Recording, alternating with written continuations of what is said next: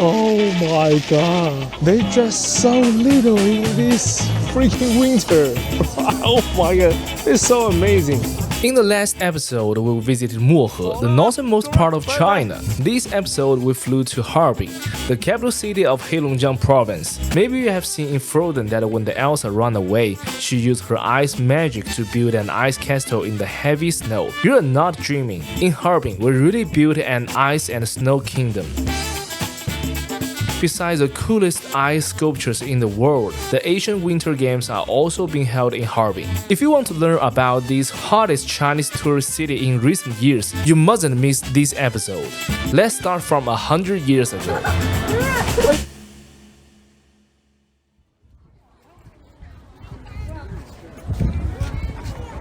Hey guys, now we're at Harbin, and the first station is Harbin Baroque Street.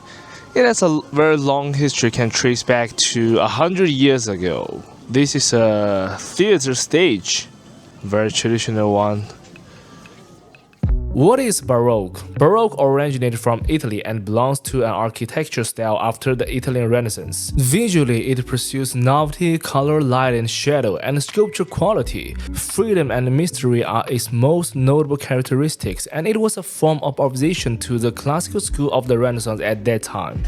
So why could this architecture style reach the Far East? It is related to the important position of the city of Harbin. At the end of the 19th century, when the Russo-Japanese War ended, Tsarist Russia established the Chinese Eastern Railway here. After the railway was completed, a large number of foreigners and foreign capital poured in, enabling Harbin to rapidly develop into our metropolis in the Far East. The Baroque architecture style merged with local Chinese architecture and turned into the current Chinese Baroque. The Baroque street is not very long, you just see like maybe 500 or 800 meters, but besides the street, there's some yard you can get in and to take a view about it. We find a very small yard, and we're coming. Okay, this is a restroom, and there's a small theater for stand-up comedy. I just found the door at here, it's more like a Doraemon's door. Let me give it a try. What? It can't be open. What? Wait, seriously? Okay. Then why you put a door at here? Why? Like why it can't be opened? Why?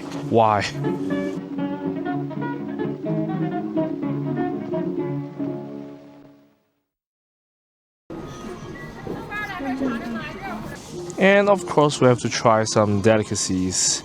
This is 黏豆包. Let's give it a try.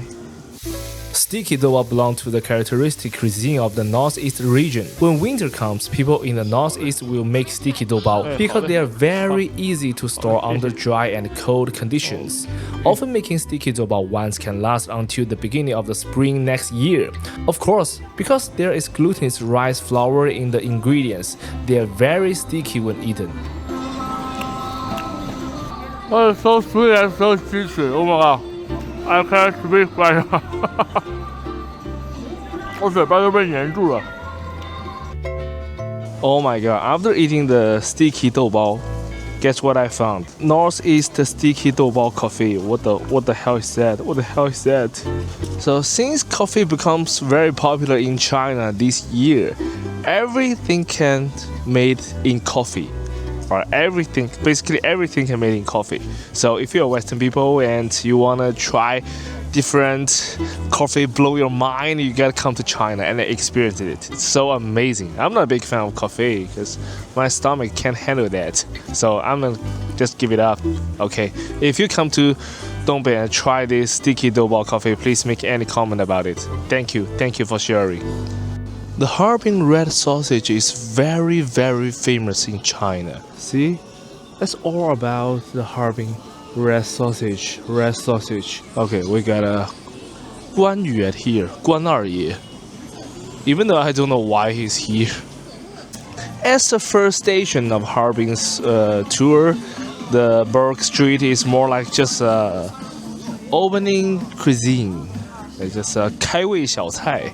Working in here and just to Make your mind back to 100 years ago about Harbin and where the city is more mixture about the Western and the Eastern culture.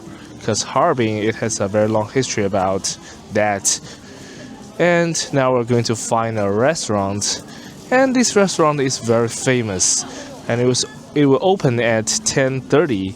I hope we can get some table in there. Let's go. Out of the Baroque Street is a living area of Harbin people.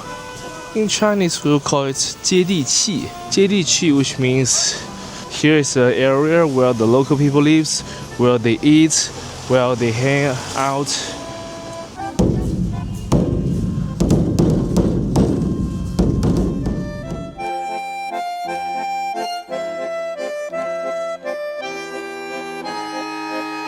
This is a restaurant we're going to be having today. It's Zhang Bao Pu. It's a thin burn run by Mr. Zhang. Unlike the baozi in other places, the baozi in northeast China have thin wrappers, large fillings, and a lot of juicy. They also come in many varieties, and the best way to ensure the quality of the baozi is by handmade.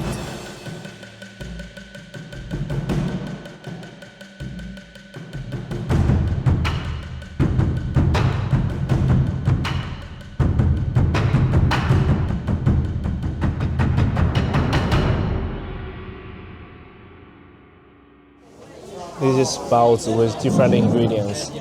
This is 麻酱凉粉。This is 锅包肉。你感觉怎么样？脆脆的。脆脆的。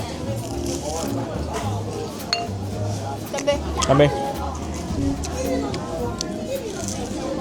Now 麻酱凉粉 you have to mix the 麻酱 with the 凉粉 thoroughly in order to let every 凉粉 has its own flavor.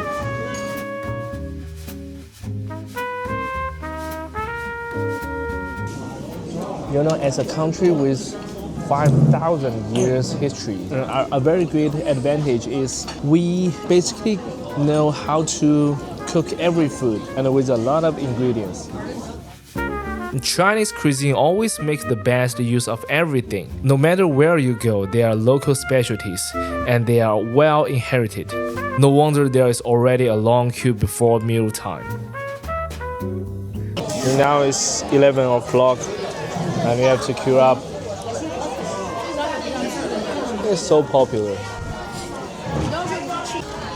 When I just started this channel, I tried a lot to translate the Chinese food into English in order you guys can understand what we are eating. But then I found out there are a lot of food that cannot be translated.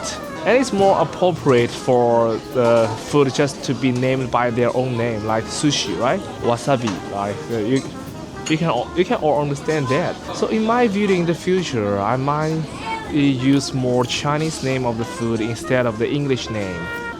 And also, if you watch my video and you come to China, you talk to other guys, I want to eat steamed burgers. Nobody understand what are you talking about. If you just talk to them, I want to eat baozi. Okay, that's good enough. And it's a Baroque style, but the inside is a very old Chinese traditional style.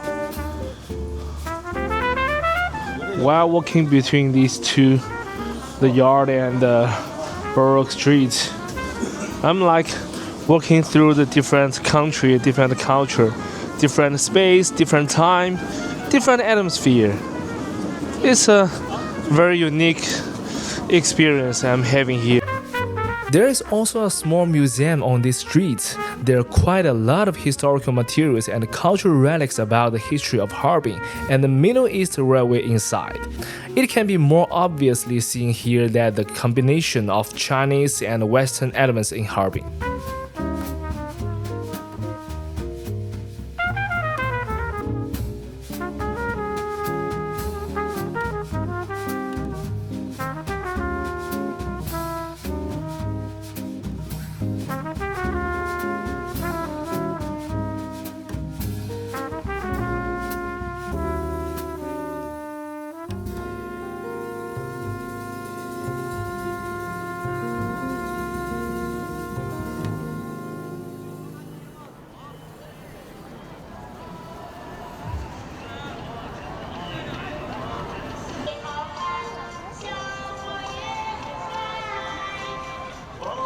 Now we're at the Central Street, 中央大街 of Harbin. Oh, it's so beautiful. They got some golden fish and a lot of lantern here. Central Street was built in 1898, and its architecture continues the style of Chinese Baroque. Due to the convenient transportation of the Middle East Railway, many foreigners did business here. It is also the longest pedestrian street in Asia and the earliest one in China.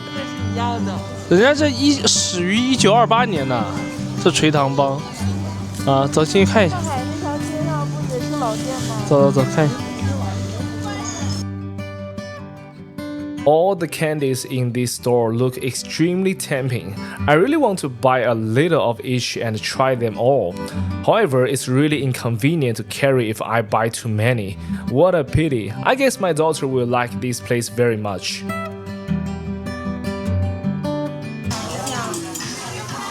There's a flower tea.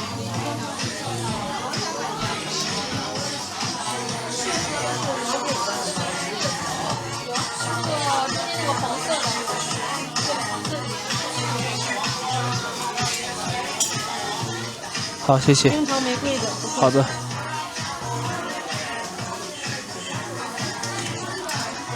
It's so sweet, and it's a rose flower tea with ice sugar. It's so sweet. I'm a big fan of sugars, but I'm too fat for sugars right now.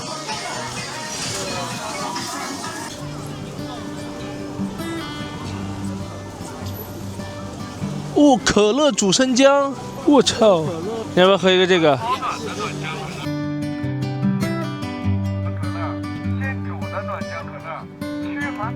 So I don't know which country invited this Coca-Cola with ginger, but when I was a child, when I get cold or I'm feeling very cold, my mom will cook this Coke with ginger.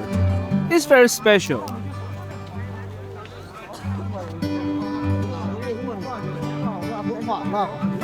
And the flavor is a little bit weird if you are tasting it by the first time, but in the winter, I bet you will love this flavor. So comfortable. But another beverage I have to try is the Kvass. It's a Kvass. It's not a beer, but it tastes like a beer, and it actually is made of bread, but it do taste like a beer. Let's go.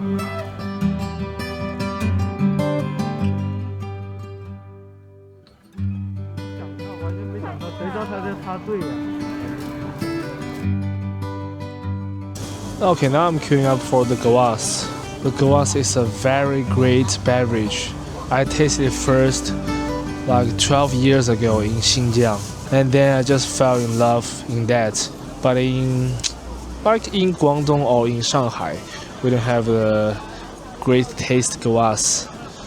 So if you come to Xinjiang or Harbin, you can have a try.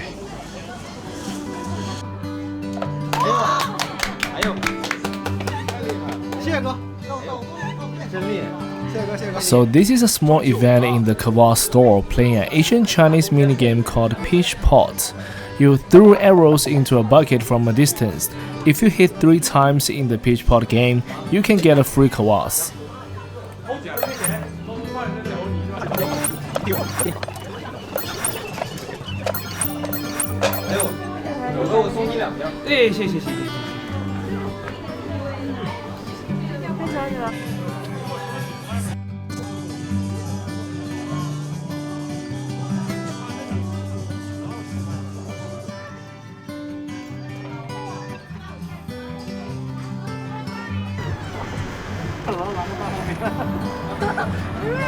请问你们这是多少钱啊58，我天，这吃得完吗？这个？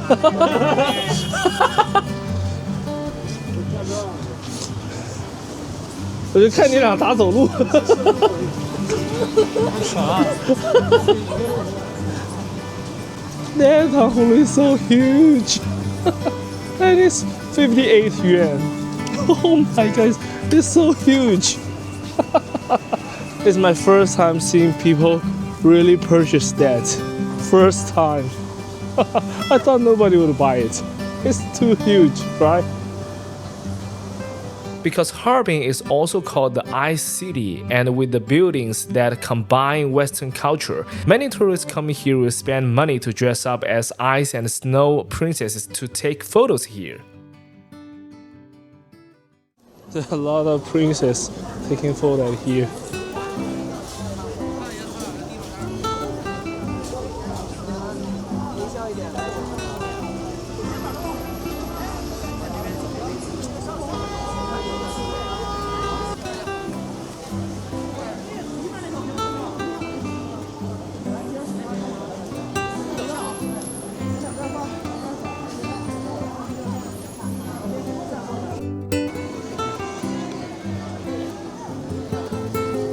This is the Saint Sophia Cathedral. So there are a lot of people taking photos here and dressing like a princess. I really want my princess to dress like that, but it's too cold, right? And we are not in that age anymore. It's too cold.